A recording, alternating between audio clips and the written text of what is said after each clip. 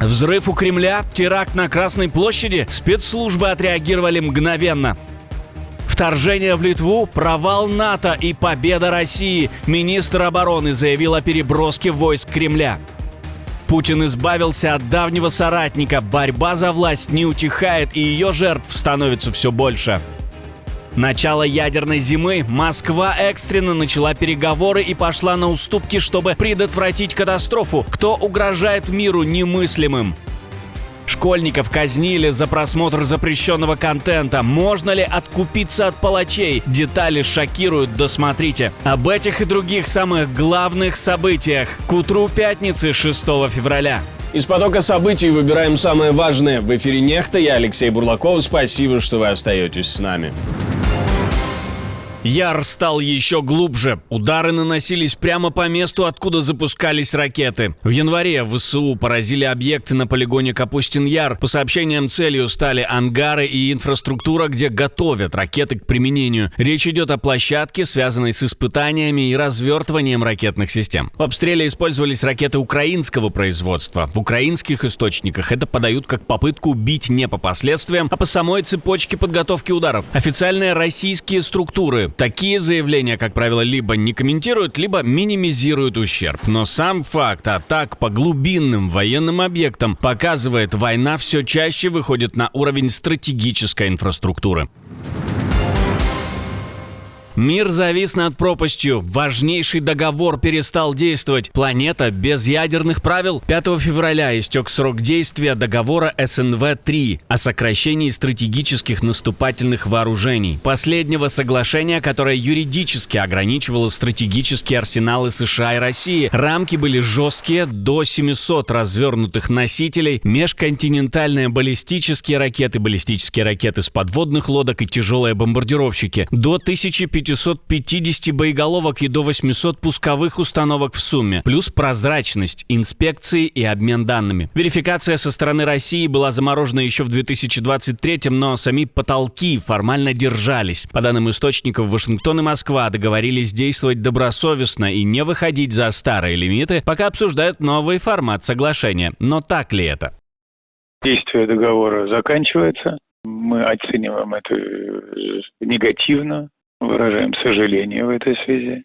Неотвеченным осталась также наша инициатива сохранить потолки ограничений еще на год, даже после завершения срока действия этого документа.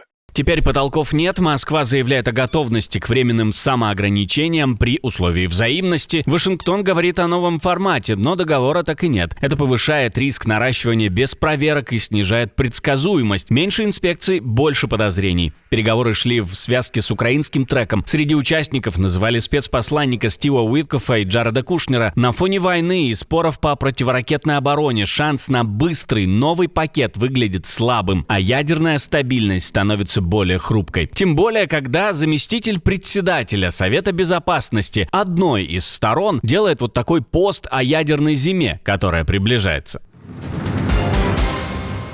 В Москве тем временем готовят почву для войны в Европе, прокачивая мысль о том, что это не они хотят войны в Европе. К примеру, главный переговорщик от Путина Кирилл Дмитриев обвиняет Европу в том, что они хотят войны в Европе. Александр, а есть ли прогресс по мирному соглашению? Вы знаете, здесь неким индикатором может быть то, что вот разжигатели войны из Европы, из Британии постоянно пытаются помешать этому процессу, постоянно пытаются в него влезть. И вот чем больше таких попыток происходит, тем больше мы видим, что, безусловно, прогресс есть и идет хорошее позитивное движение вперед. Лавров в этом плане более адресный. Он называет, какая именно страна хочет войны. Думаю, вы удивитесь. Во-первых, он снял конституционные ограничения на расходы на военные нужды. И затем он сказал, что это все необходимо для того, чтобы Германия вновь, я подчеркиваю это слово, вновь стала главной военной силой в Европе. Это достаточно серьезно отражает его менталитет. И на практике то, что он делает, это подготовка к войне. Провал обороны. Европа не готова к войне с Россией, причем сейчас там это признали полностью. В европейских столицах все чаще говорят, Россия может бросить вызов НАТО раньше, чем ожидали. Раньше называли 2029 год, ну а теперь звучат сроки намного раньше. По нашей оценке, Россия сможет перебрасывать крупные массы войск в течение 1 года. Мы видим, что они уже наращивают стратегические запасы и расширяют свое присутствие и ресурсы вдоль границ НАТО.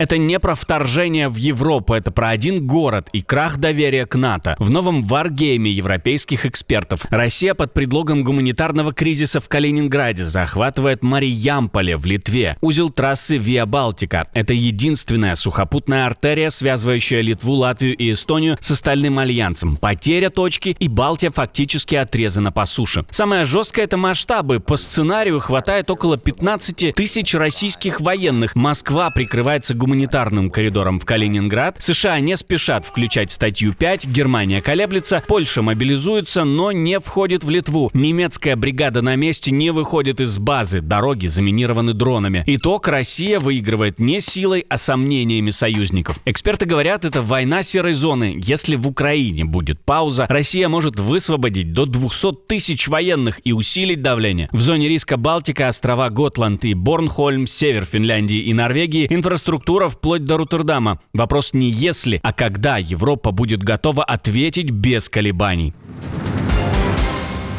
Пропагандисты, которые спалились. Пожар в Москве охватил бизнес-центр с целой пачкой медиаредакций. В здании в Партийном переулке началось возгорание, из помещения эвакуировали людей. По сообщениям СМИ, там располагаются редакции «Известий», РЕН-ТВ, Пятого канала, Царьграда и Регнум, а также фитнес-клуб. Предварительно очаг мог находиться в зоне сауны фитнес-клуба, но официальной причины пока нет. Информация о пострадавших тоже не поступала, пока это выглядит как локальный инцидент, а не ЧП на уровне городской инфраструктуры. Следов украинских спецслужб, на удивление, тоже пока не нашли. Путин не выдержал и уволил, но неофициально. В интернет-пространстве активно разгоняется версия о резком ослаблении позиций Сергея Иванова, который до вчерашнего дня был спецпредставителем Путина.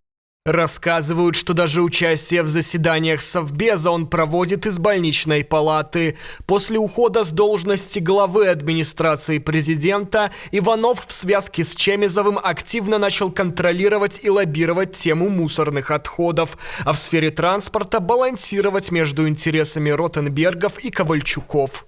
Параллельно обсуждают передел влияния в ресурсных и инфраструктурных направлениях, которые ранее связывали с его аппаратным весом. В тех же каналах утверждают, что утрата формального статуса только зафиксировала уже произошедший сдвиг в балансе сил между башнями Кремля. Это подается как признак того, что старая конфигурация влияния окончательно уходит, а контроль над ключевыми секторами перераспределяется между другими центрами. Экономить всей страной или темнота — друг молодежи. Минск становится темнее. В Беларуси после критики со стороны Александра Лукашенко изменили режим уличного освещения. Но только меня еще что бесит и поражает. Вчера в 6 часов вечера вся Минская область светится. Горят огни. И это характерно для всех. Пеняйте сами на себя, будете платить минимум из своего кармана. Все на улицах фонари включены. Все сияет. Минская область и туда дальше все горит в 6 часов вечера. В Минске фонари включили только около 19 часов, хотя стемнело раньше. Соцсети кипят. Люди возвращаются с работы и школы в темноте. Пишут о травмах и страхе за свою безопасность. Главный вопрос: зачем экономить электричество при действующей БелАЭС? За станцию заплатили около 10 миллиардов долларов. Тарифы для населения за годы выросли примерно на 36%, а теперь режут свет. Можно провести исторические параллели с Николаем Чаушеску и его экономией на фонарях в 1980-х. Тогда это стало одной из искр массового недовольства. Сейчас критики говорят о том же риске. Бытовая мелочь превращается в символ унижения и способна стать спусковым крючком для большого раздражения. Самолеты на фритюре, хрустящие, жареные – это не бред сумасшедшего, а новые планы по спасению авиаотрасли. Самолеты на фритюре – шутка или будущее авиации. В России протестировали авиационное топливо с добавлением переработанного кулинарного масла. Об этом сообщила компания «Газпромнефть». Речь идет о SAF – устойчивом авиационном топливе на основе сложных эфиров и жирных кислот. В том числе из отработанного масла, которое поставляет сеть «Вкусная точка». Топливо проверяли на стендовом реактивном двигателе с смоделировали взлет, полет и посадку. В компании заявили, что испытания подтвердили стабильную работу и более низкое воздействие на экологию по сравнению с обычным керосином. Результаты планируют использовать для создания национального стандарта по синтетическим компонентам этого масла. Это не замена всему топливу завтра, а шаг к смешанным зеленым добавкам в авиации.